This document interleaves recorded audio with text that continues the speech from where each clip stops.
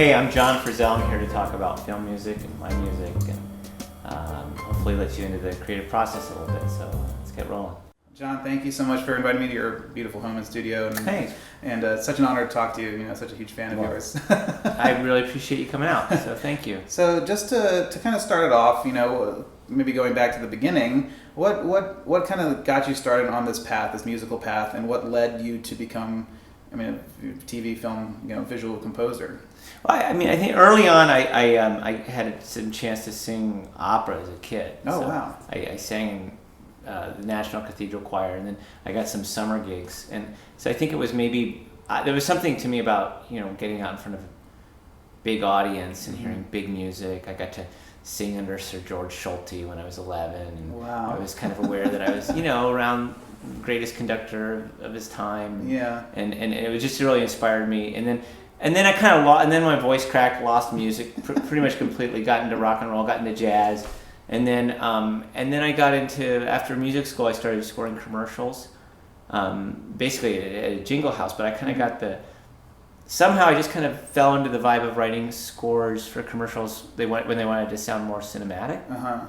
It just seemed like a natural place for me to go. Right. And then I ended up getting this weird sort of break that I got to work with Ryuichi Sakamoto on the miniseries called Wild Palms that Oliver Stone made, and that's when I was hooked. And did you grow up like watching film? Were you kind of more into classical composers? Were you kind of admiring other film composers while you were growing up, or was that I world really hadn't really thought about film music too much in great detail until when I worked with Ryuichi. You're right. I had been so into jazz, I had been so into rock, I'd been so into popular music, but then I really was, in high school it was all Django Reinhardt, Charlie Parker, Charlie Christian. You know, I was a real jazz snob for years, right. and so that was really my world very much, and then it just completely flipped, and I got very excited about scores.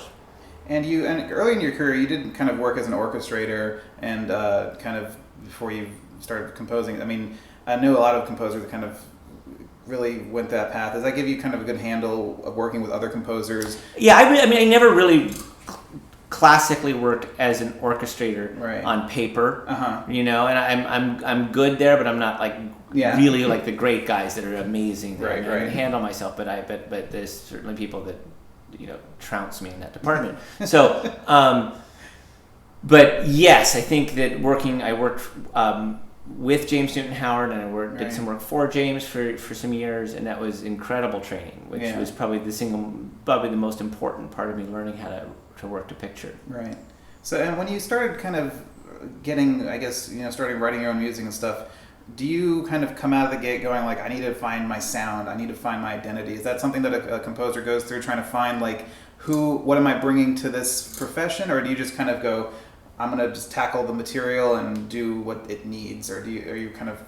Yeah, I mean, I think I was just, I really wanted to try to find things that I identified with in my sound. Yeah. But again, it was like the projects early on for me were so diverse. Yeah. That it was, so how do I find me between Alien Resurrection and Beavis and Butthead? I don't know. Yeah. I don't have an answer there, you know. And so I was fortunate to be, you know, working on such diversity, but I think for me it was really just about how do you really effectively score, and that was the single most important thing, is to be someone who could move around between different types of films and handle themselves in different situations. That was the most important thing to me. So we're talking about just your the versatile projects that you were doing early on, and one of your first big films was Beavis and Butthead with Mike Judge, and I mean I remember that was like the movie that my parents would not want me to see, and we'd always sneak and watch MTV Beavis and Butthead late at night. But and today adult comedy animation is rampant with South Park, and just Sausage Party just came out. When that came out, I mean, it's such a physical, visual kind of comedic thing about those two characters. What was the role of music in that film, and how did you approach scoring such an animation that appealed to the adult audiences? Yeah. Well, I mean, I think what was interesting was how I got the gig. I edited together back in, there was these things that had tape in them, it was called. They were cassette? Yeah, it was called a cassette. Cassette. They're probably in museums now. Right. And I edited the boys discussing my music, and they were not complimentary. And so they were literally just ripping me apart, and just every piece of music, this is crap, Right. And if Mike, anyway, there's my butthead for you. And I think Mike Judge thought it was funny. Mike's a really close friend to this day. Yeah. And it cracked Mike up, and he wanted to meet me, and then we got along. And then I proposed the idea that for the film that we use a very grandiose approach, and that we treat the story very seriously, and that we completely go against what the show did in terms of how it treated any score at all. That we just really score this like a big movie, like a big spy movie. And I guess it worked. It does. Everyone likes the film today, so it's a classic. Yeah. Yeah, that's kind of how we did it. So then at that point, I actually put in a call. I was friends with Elmer Bernstein at the time, and I got the job, and I called up Elmer, and I said, Elmer, I've got this comedy I'm doing, and he liked Beavis and Butthead too. Really? Wow. And, that's great. Well, Elmer was a funny guy, And so I went and had lunch with him, and we were talking about Airplane. Yeah. And Brilliant. Yeah. And Elmer said to me, I said, well, so how do you really approach this? And he said, well, his method of the way he scored Airplane was to almost create this persona in yourself that you're this very sort of overzealous composer who doesn't have very good taste, doesn't really get the humor, and you kind of want to show off more than anything. You just want to show everyone how good you are all the time in every cue. Yeah. And so you're kind of overdoing it all the time. And that was sort of the idea. That was the idea that Elmer put onto me on how to approach the score to Beavis, which was what Elmer said was his approach to Airplane. Right. And so I just simply used that idea. I just sort of said, okay, every cue I write, I'm just going to just desperately try to prove myself to the audience as this, not get the humor and just stay away from it. And do that. Right. So that was the idea. And you got to work with Mike again for Office Space and King of the Hill. And King of the Hill. And I mean, so you got to really know him and his humor and his style and everything. Is working when you work with the director like Mike and a writer and you really kind of get into him. Is there a difference between how he approaches live action and how he wants to utilize you as a composer versus he does in his animation, or is it pretty much just like? I mean, okay, so Office Space was kind of a different scenario altogether, because the thing that I think was challenging in Office Space is that there was no scene in the film that ever really needed score. Right.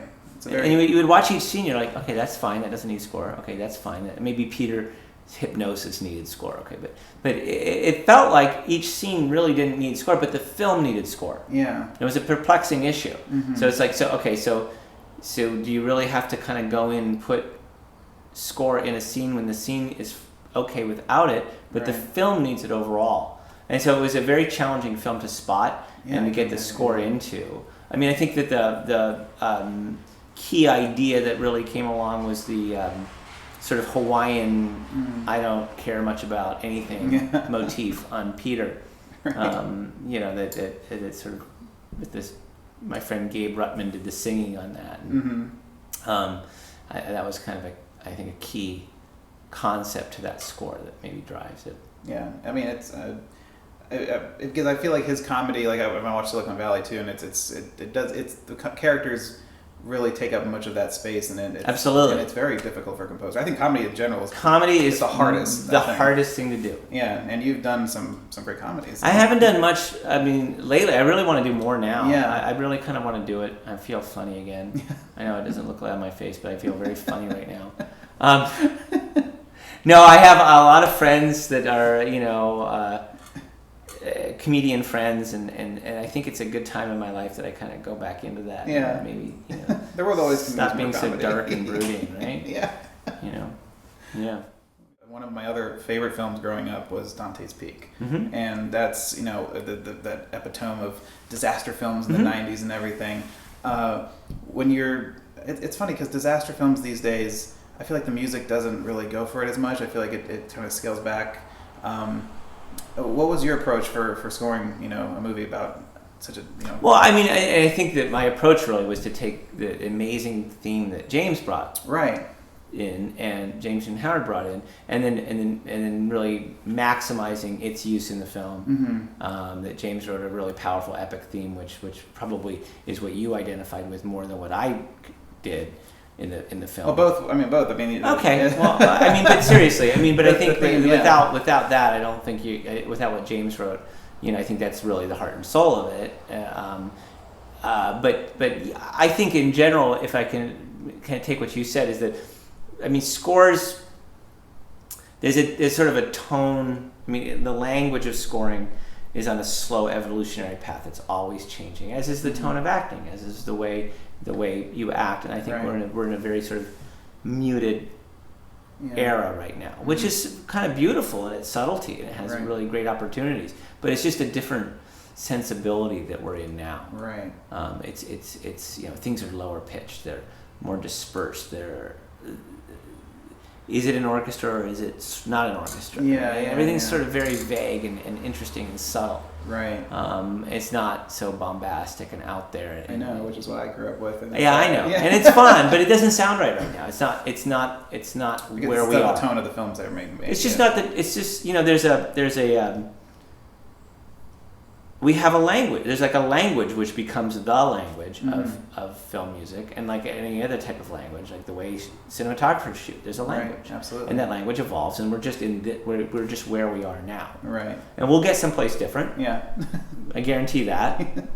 And I don't know what it'll be, and I know that for sure too. Right. But it'll all change. It always does. Going back to, because you mentioned James wrote the theme for that, and you work with James.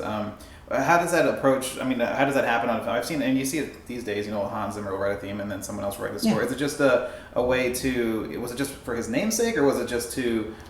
James was helping me get the job, and James was very overloaded with work at the time, and was very gracious in helping me get going. And he wasn't able; his schedule didn't allow him to do it. But Roger Donaldson was amazing to work with, and he was very comfortable having that contribution. We had a very short schedule, and then I came in and took care of knocked out of the park. But I mean, I wrote a lot of music, but James wrote the big, the stuff you remember. So. Right.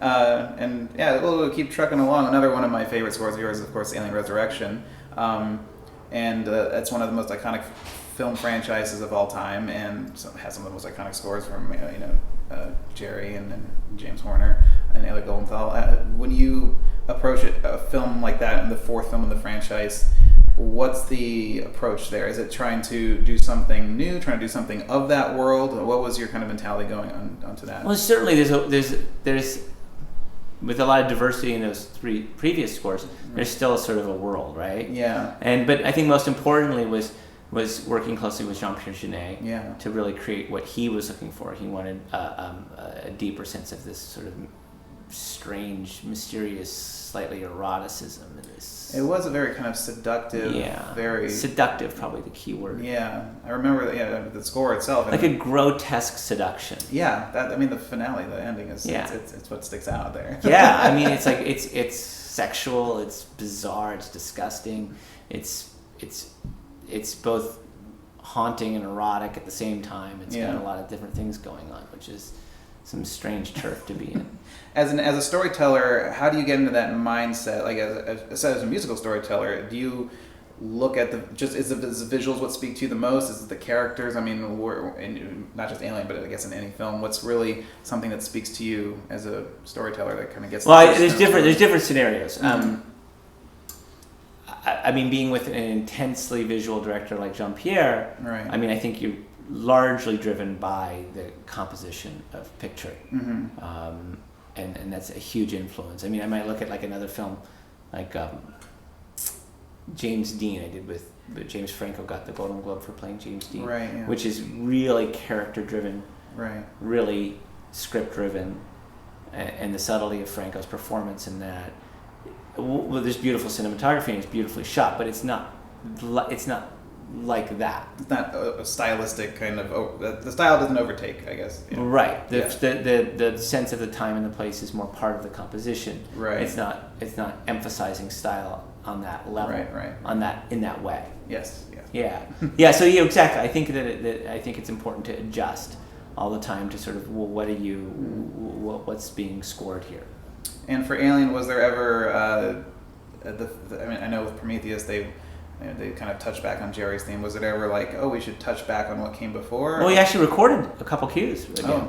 Oh yeah. Yeah. No, if you watch it carefully, and I think there's 3 cues that we actually dug up the scores and re-recorded them. Oh wow. Okay. Yeah. So yeah, they're absolutely there. Yeah, note for note, Jerry. And kind of touching back on comedy again, you did score one of my favorite comedies, was Mafia. Oh yeah. Which I love.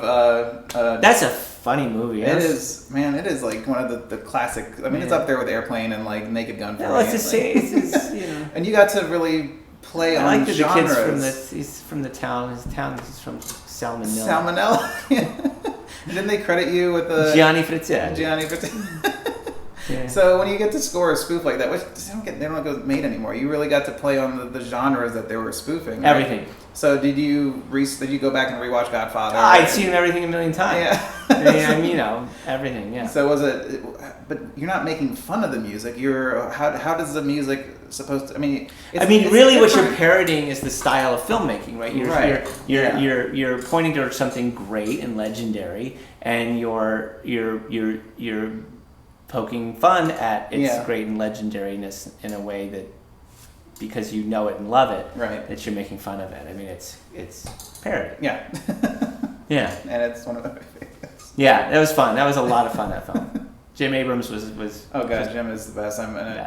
You also you work in television as well, and you did a great another great score for the show United States of Tara. You worked a little bit on that one. A little bit, yeah, not a whole lot, but I do, yeah. And not a lot of score in it. Yeah, and then to go for King of the Hill as well. And when you're writing for TV scores or television in general, do you like to approach it as, like, I guess King of the Hill would be different because it was animation and it's one of those 21, 22 episodes per season, but like, do you tackle it just kind of one episode at a time? Do you, if it's an arc kind of show, do you kind of try to find an arc in the first season? Well, I didn't do every King of the Hill, right? So I would probably do like every third or fourth or something like that. Yeah. But early on, there was actually quite a bit. We always had a live orchestra on the show, and there was quite a fair amount of music that was pretty big at times. I mean, I remember the episode called Propane Boom, and where the propane blows up in there. I think there was a problem at what was it? The name of the store in there, and so there was a pretty big score actually in that show. Yeah, a lot of fun. But then it would go back and forth with some twangy guitars and this and that to sort of put you back. Did you write the theme? Yes, I did not. Oh no. Did Greg do that? The Replacements? I forget who wrote it, but okay. Yeah, a great theme. Yeah. Great theme. But it kind of captured that southern kind of mentality. Yeah, really cool sound. Another film, again, if we're just kind of going through, I want to talk about all your work, is Gods and Generals, which is it's a huge, massive, epic film. It was, I mean, what was the final running time of that film? Like, it was like 5 hours? I think it was close to 5, yeah. When did you get presented with the first cut? Because I know Randy Endelman also, didn't he work with you a little bit on that? Yeah, so Randy wrote, there's some music that Randy wrote in the film, right. But I wrote the vast majority of the score. Mm-hmm. So how do you, was it spotted? I mean, do you come in and spot a 5-hour film? What was the first cut that you looked at? I think it was like 5 or 6 hours to cut. Jesus Christ. Yeah. Were you like... It's just like staring at like this giant abyss that you have no idea how you're ever going to get to the other side of it, and you just write one cue at a time to get there. You know. Is it hard to envision the big picture when you're working on something like that? Well, yeah. I mean, I think I would go through, and I'm very careful with going notes, and so I don't work. I mean, I say I went through one cue at a time, but I don't work that way at all. Right. I'm very structural in that. I think on Gods and Generals, I sat down for probably 2 weeks and just wrote themes without the. Probably watched the film a couple times, and then I sat down for 2 weeks and just started writing all the themes. Mm-hmm. So I had like 7 or 8 major themes in the film, and then I made nice piano sketches of it all, and then I started just going around the film with my music editor, with Lisa Jaime, And we went and we just sort of, we just found like, so these are the places that we think the major themes are going to go. And this is how this one's going to play out, and this one's going to play out 4 or 5 times here. This one plays out 3 or 4 times here. And then you kind of get a very rough roadmap. I mean, because you can't really treat it like a 3-act structured film. Was there kind of that arc? You can't, no. Like, I mean, no. When you were working, were you getting direction of where they wanted music, or were they just kind of? There was temp. So there was temp. Okay, so they kind of had a so we had basic roadmap, some shape of it. But I think that we rapidly moved away. I think the temp didn't stick around long. We were pretty quick. We were into my piano sketches being in there because I kind of just went off on a different tangent. Yeah, wow. And then I started fully mocking everything up with the synths and getting it all come into place. And I think I wrote it over about 3 months, just very intense. Wow. How many? Do you recall how much music was in the film? Was it a lot of music? It was a lot of music. Look at it this way: when we went to record, and I had my scores, I had to have 2 people just help me bring in the boxes of scores. I mean, I think there was 3 huge boxes. I mean, wow. I'm thinking we recorded 3 hours plus of score. That is insane. Yeah. That's like a mini-series level. Yeah, I mean, he recorded, I think, 12 days with the orchestra. Wow. Yeah, recording very quickly for 12 days. That's you have made a really great mark in the horror and thriller genre. I mean, your scores have really kind of defined that genre as of lately too. You've been doing a lot of that and really doing some great work. You have a new film coming, Leatherface. You're working on Leatherface. So you're coming back into the Texas Chainsaw world, and you did Texas Chainsaw 3D.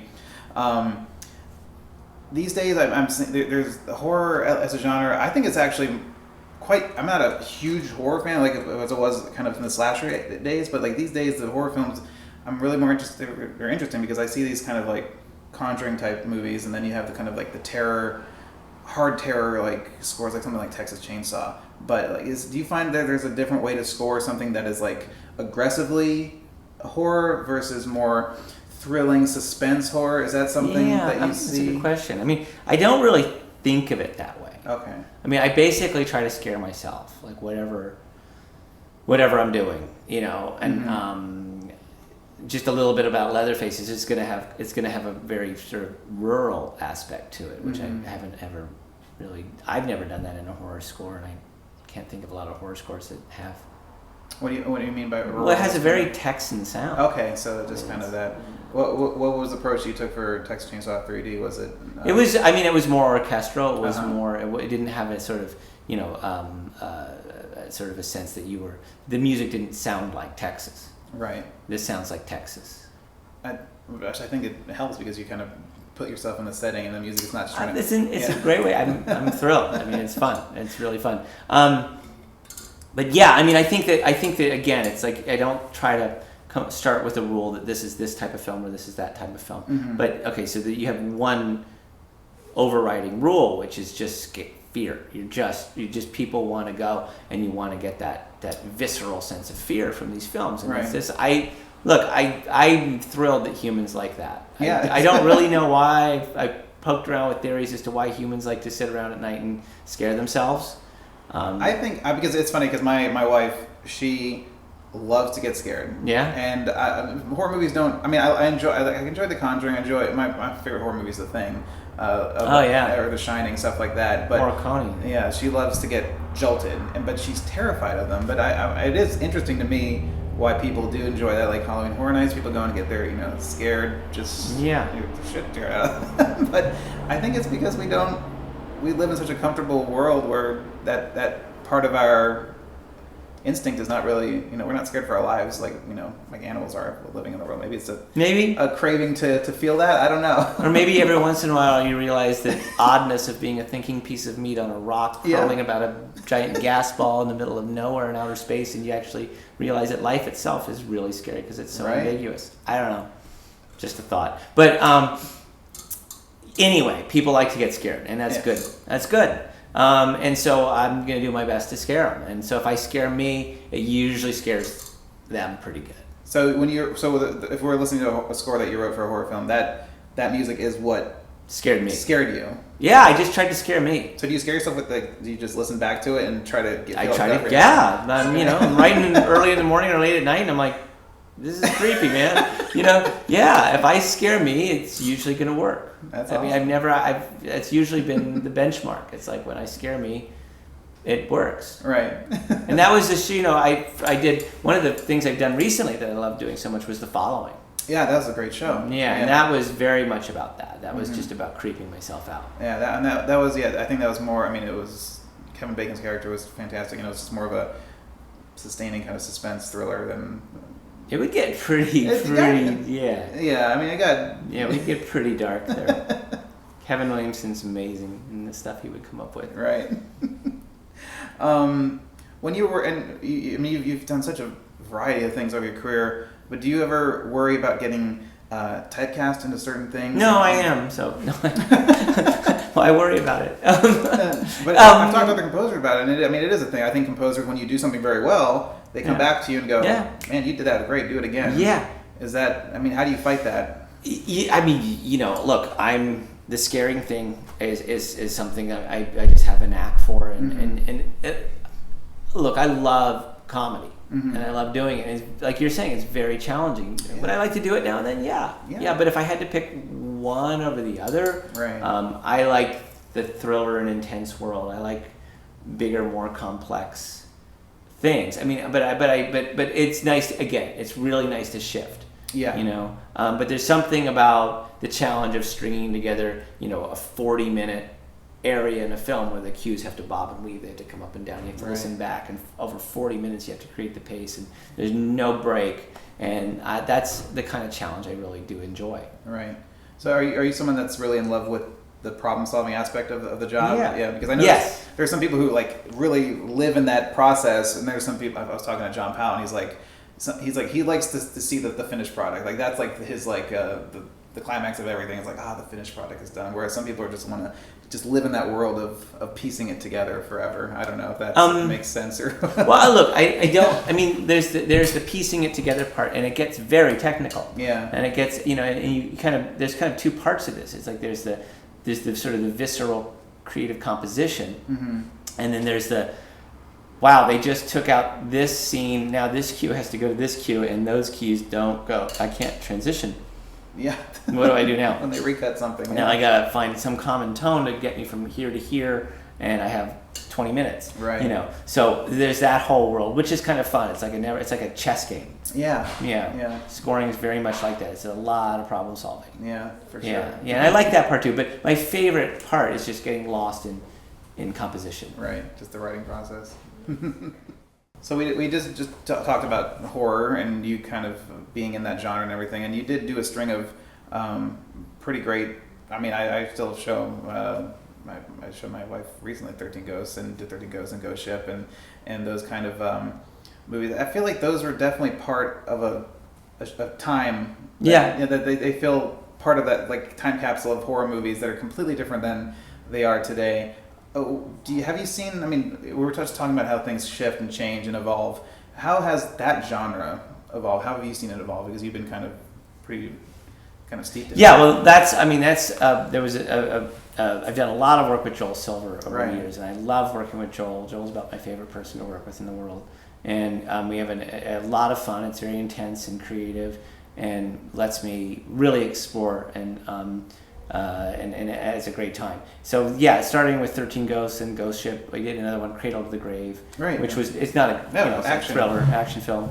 And then working with Joel, talking about your relationship. How's a producer relationship with a composer different than say a director relationship? It's very much the same. It's a creative relationship. Okay. It's like when and many times working with Joel, we've done it. We've worked together so many times that we have a shorthand. Right. You know, and I can tell if Joel doesn't like a cue and it's gone, and then I can tell when we're honing in on what's going to work. You know, and it really helps me the feedback. And I think what I love about when I've worked with someone, I mean, the people that I've worked with a lot, like Kevin Williamson and Joel and Mike Judge, is it almost comes down to body language at a certain point. Right. It's like you get to know who you're working with, and I mean I can tell from the first thing they say, the tone of their voice, if they liked it or not. Yeah. It's almost like a marriage. I mean, you get to you know them, you know their beats and their tics and everything. Do you feel more as you work with someone longer? Do you feel more comfortable to say, argue back. So yeah, well, I mean, also another person is is working with the Screen Gems team with right. Spring Aspers and Clint Culpepper is sometimes, I mean, and with all these people I work with is, well, we might be really struggling to get to something. They want me to go one way. I get it right, but I still feel like there's one more thing to explore. So I might just go right. I go, now you have what you want. Now let me just play you this. Okay. And sometimes they go, well, I don't want that. I go, right. fine. But sometimes they go, ooh, that's kind of a cool idea. Yeah. Do you ever get hurt when they go? No. Not get that. I don't get hurt. I mean, I don't think that's what this is about. It's about, believe me, if I got hurt, I wouldn't be doing this anymore because I've had you have so many cues thrown out. I mean, it's not personal. There's nothing in it at all. Yeah. And so it's really, it's about being part of a creative team. It's about having, trying to understand and fit in and understand that it's not about the cue, it's about the film. You're serving the film, you're always serving the picture, and there has to be a hierarchical system of who's going to be in charge of creating this vision. Right. You know what I mean? And there's going to be things you really love and agree with, and I'll put up a good, I'll stand my ground on stuff and say I really think this, and then when it doesn't work, it doesn't work. Yeah, absolutely. I did want to touch back on something recent you did, which is when the Bough Breaks.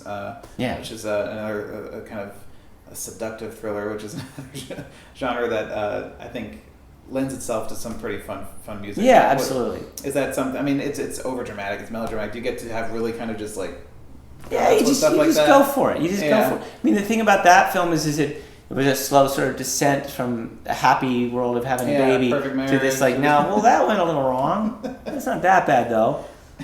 Well, no, that went a little wrong. That's a little worse. Oh, this is definitely wrong now. Okay, now it's completely gone to, and so you have to edge down, into psychoness. Where if you think of, I don't know, some horror movies that just begin with carnage, right? And so if you start, then you're saying, okay, well, this is the world we're in. We're in this world of crazy carnage, rather than this slow psychological descent into something. So when you I mean, I don't want to suggest that you have like a kind of a cookie cutter thing ready to go, but when you get a film like that and you go, okay, I know how this works. Do you kind of have like a template or a set of instruments that you use for certain emotions? You go like, oh, I know I like to use these instruments for sadness. I like to use these instruments for horror. I like to use. Well, yeah. I mean, I think every film's going to kind of have its own palette, right? Exactly. And you have to let that sort of find its film. But then also, I think there's periods of time in my life where I'm sort of more inclined to go with this instrument or that instrument. I mean, in the following, for instance, I have a guitar viol, which it's in between a guitar and a cello. It's like a guitar that you play with a bow, and it has a very, unlike a cello, because it's got frets. There's something about the way that the sound comes out bowed but very cold, and so it's this strange. It's almost like a cadaver, like a musical cadaver-y sound, but you can tell it has life, but it's kind of gone. Yeah. Okay, so I think that these types of these are the intricacies of the palette that stick around. I don't know how long that'll stick around in my palette, but it's still very active in my palette now, and maybe I find different ways to use it and play it and things like that. So looking at where you are now in your career and kind of remembering where you came from and where you started, that's one of those, I guess, generic questions. But any advice you'd give to your younger self that you wish you knew back then that you know now? Just learning the business and everything that you've learned so far. Yeah, I'm not a big look back person. No, I'm very happy with things. So I think the most exciting real thing today is what's happened with the world of television. The greatest work is being done on TV, I think. I mean, it's just and it's just an incredibly exciting world. I'm working on a series called Conviction right now. It's a very exciting. The pace is so much fun. Because you're just turning stuff in constantly. You're just going. It's not a lot of overthinking and I've had films where I'm writing a cue and I'll write version 3 and 4 and 5 and 6 and 7 and 8 and 9 and now 9 sounds like 1. And I write it. I just get in a big circle. Wow. And the pace in television is just, you can't do that. It's constant movement. But also now we have a medium where these characters and storylines are really long. They're big, these stretched out things. It's almost challenging to watch a movie now when you really get into how effective television I know, yeah. That's like watching House of Generals. Yeah, exactly. Everything's just, yeah. If you had to say what's the hardest part of your job, what is the hardest part of your job that you, no matter, just maybe it's just part of the process, not a creative thing, but is there a technical part or even a creative part that you find very Okay, I'm going to rant for a minute. Yeah. We're in a dearth of software innovation. We've been it's just dead. The world of there used to be a giant progression going on in technology, right. And now we just live in a cascading world of where people are just inventing narcissistic algorithms that feed people through this world of social media, and that's considered technology. And we used to actually really be on a path that we were actually making computers do our work for us, right? And it's been completely forgotten. That there's this world of high-end professional software that can really change how humans work, and it's just gone, and it stinks. So you just think the technology is being wasted? There's no money in it. In other words, everything's now in making the next phone have 17 cameras or something. Right. You know what I mean? Or making it a different shade of black, which sounds like part of Spinal Tap to me. Really? Okay. So I mean, real quickly, you used to have technology would swim downstream. It would start at a very high price, and then it would filter downstream. The iPhone changed that. The technology moved to the delta. Yeah. And so there's no upstream anymore. Right. There's no profitability in it, and it's a shame. It's lost. I don't know if it'll come back, but it isn't serving what computers could do for people. Right. Absolutely. No, I agree with that. No. But on the other end of the spectrum, what's the easiest, most fun part of your job? Writing music. Just that's right. Yeah. You talked about it. Yeah. No. I mean, I love it. I just go in and sit down and I write. Right. And when everything's working right, and I go in and I say I'm going to write this in 45 minutes, and maybe it takes me 2.5 hours, and I look at my, ooh, wow, it's late now, but I've done. I like it. I got to write something tonight. Yeah. And so that's. I mean, I love to write music, so right. As long as I'm writing music, I'm pretty happy. And just hypothetically, if you could pick any other job on a film set that you would want to do, is there anything that a screenwriter, a cinematographer, set designer? Probably cook food. A caterer. Okay, it's like a caterer, like craft services. Yeah. Are you? I don't know. No, I know. Wait, I don't know. I like to cook. Probably a DP. Yeah. Okay. Yeah. If I think that's a very fascinating job. Yeah. I mean, it's funny because for me, I don't know, sound and image. That's where the marriage happens. Like that's why it's funny because I didn't become a composer. Everyone's like, oh, you interview composers and you love music and everything, but I can't write music or anything. But it's the marriage of image and sound. I think they're very related in a way. There's a music to vision, to the visual language. Yeah, absolutely. So. The color, the shapes, everything. It's all. Yeah. There's an interconnection of it. It's I'm sort of a philosophy fan. Although I don't understand him much at all, I'm gonna kind of go to Wittgenstein for a minute. And there's things that are true that cannot be said. Right. Okay, and so that's kind of where music and pictorially, that's where we go into. That's where we have to say things. Right. We have to say true things that can't be said in words. Absolutely. Well, John, I want to thank you so much for your time today. It's been so enlightening getting to chat with you. Man, really great questions. Thank you so much. This was a lot of fun. I really had fun. Thank you so much. You got it.